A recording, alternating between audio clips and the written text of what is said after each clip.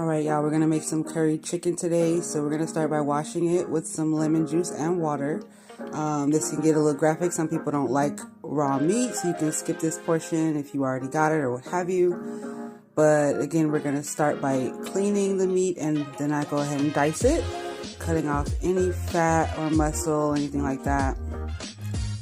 I'm sure a lot of you already know this is for those who do not.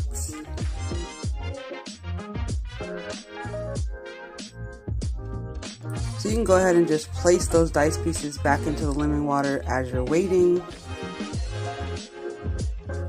I'm going to leave all the seasonings in the description for you guys below. Normally I would put them in the video, but I'm just going to put them in the description. I feel like it'll be easier for you guys to read over for later use. So we're going to head and season until our heart's content. You can add more or less based